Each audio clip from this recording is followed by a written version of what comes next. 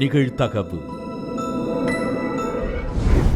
வேலையை முடித்துக்கொண்டு மாலையில் வீடு திரும்பிய கட்டட தொழிலாளி வெகு நேரமாகியும் மனைவியை காணாததால் பூட்டை உடைத்து உள்ளே சென்ற கணவர்.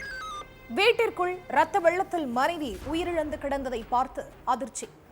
பெற்ற தந்தையே மகளை மண்வெட்டியால் அடித்து கொன்ற கொடூரம்.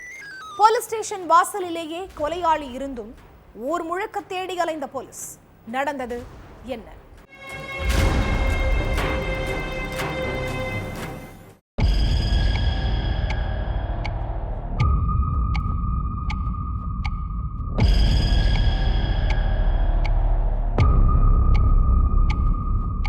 கொத்தனார் வேலைக்கு போன காளிமுத்து வேலையை முடிச்சிட்டு சாயங்காலம் வீட்டுக்கு வந்திருக்காரு. ஆனா வீடு பூட்டி கிடந்திருக்கு. செவ்வாய்க்கிழமையா இருக்கே, மனைவி ஜெயலட்சுமி பக்கத்துல உள்ள கோவிலுக்கு போயிருப்பாங்கன்னு நினைச்சு கொஞ்ச நேரம் வீட்டு வாசல்லையே உட்கார்ந்து மனைவிக்காக வெயிட் பண்ணிட்டு இருந்திருக்காரு. ரொம்ப நேரம் ஆகியும் ஜெயலட்சுமி வீட்டுக்கு வராததால அவங்க செல்போனுக்கு கால் பண்ணி பார்த்திருக்காரு. ஆனா செல்போன் சத்தம் வீட்டுக்குள்ள இருந்து கேட்டிருக்கு. உடனே பக்கத்துல உள்ள கோவிலுக்கு போய் பார்த்தப்போ ஜெயலட்சுமி கோவிலுக்கே வரலன்னு அங்க உள்ளவங்க சொல்லியிருக்காங்க.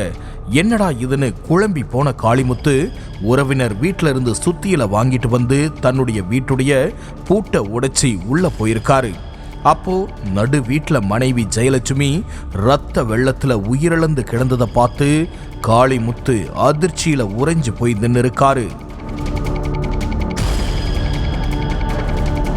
தகவல் தெரிஞ்சு சம்பவ இடத்துக்கு போன மேலப்பாளையம் போலீசார் ஜெயலட்சுமியுடைய சடலத்தை கைப்பற்றி பாளையங்கோட்டை மெடிக்கல் காலேஜ் ஹாஸ்பிட்டலுக்கு போஸ்ட்மார்ட்டத்துக்கு அனுப்பி வச்சாங்க.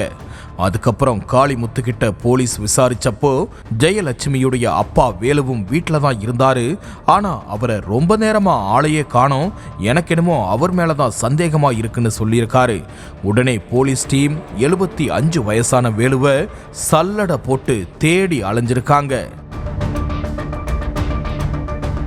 அந்த நேரத்துல தான் போலீஸ்காரங்களுக்கு போலீஸ் ஸ்டேஷன்ல இருந்து ஒரு போன் கால் வந்திருக்கு. நாம தேடிட்டு இருக்கிற வேலு ஸ்டேஷன்ல தான் 2 மணி நேரத்துக்கு மேல இருந்திருக்காரு. நாம தான் அவர் சொல்ல வந்த விஷயத்த காது கொடுத்து கேட்காம விட்டுட்டோன்னு சொல்லி இருக்காங்க. கொலையாளிய தேடி ஊர் ஃபுல்லா அலைஞ்சிட்டு இருந்த போலீஸ் உடனே ஸ்டேஷனுக்கு போய் அங்க இருந்த வேலுக்கிட்ட விசாரிச்சதுக்கு அப்புறம் தான் மொத்த விஷயமும் தெரிஞ்சிருக்கு. நெல்லை மேலப்பாளையம் மேல கருங்குளத்தை சேர்ந்த காளிமுத்து ஜெயலட்சுமியுடைய மகன் திருப்பூர்ல வேலை பார்த்துட்டு இருந்திருக்காரு. மகன் வெளியூர்ல இருக்கிறதால காளிமுத்துவும் ஜெயலட்சுமியும் மட்டும்தான் வீட்டுல இருந்திருக்காங்க.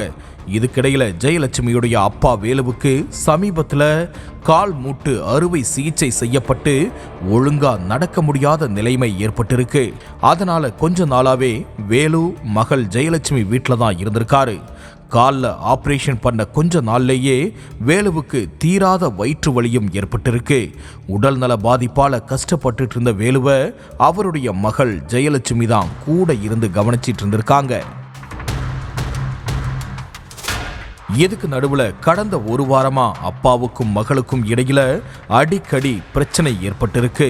நான் கேட்ட சாப்பாடை செஞ்சு கொடுக்க மாட்டேங்கிறீங்க, என்ன சரியா கவனிச்சுக்க மாட்டேங்கிறன்னு வேலு சண்டை போட்டிருக்காரு.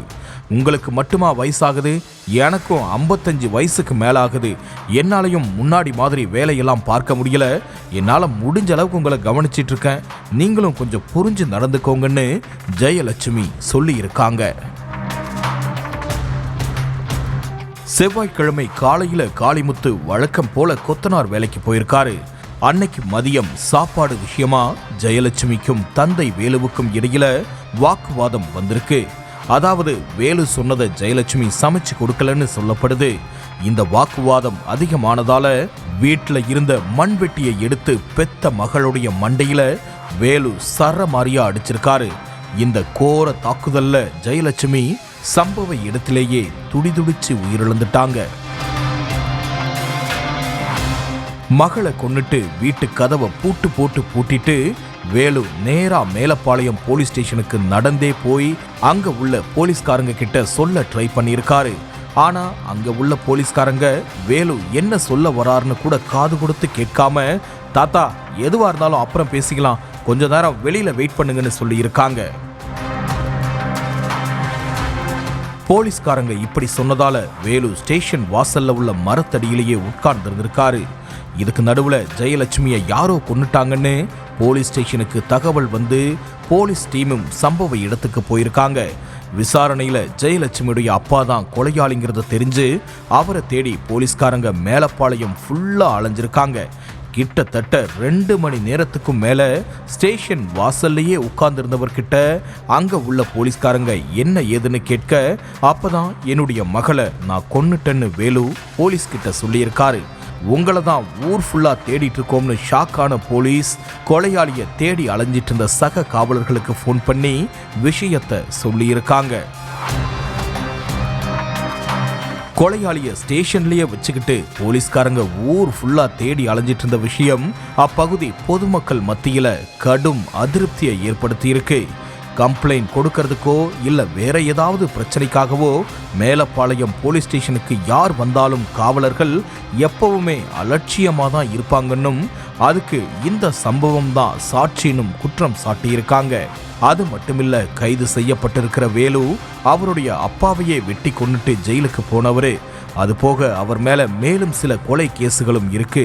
ஒரு சரித்திர பதிவேடு குற்றவாளி போலீஸ் ஸ்டேஷனுக்கு வந்திருக்கானே, அப்போ கண்டிப்பா ஏதாச்சும் வில்லங்கமா தான் இருக்கும்னு கூட நினைக்காம போலீஸ் அஜாக்கிரதையா இருந்தது காவல்துறை மீதான நம்பிக்கைய கேள்விக்குறியாக்குற விதமா அமைஞ்சிருக்கு.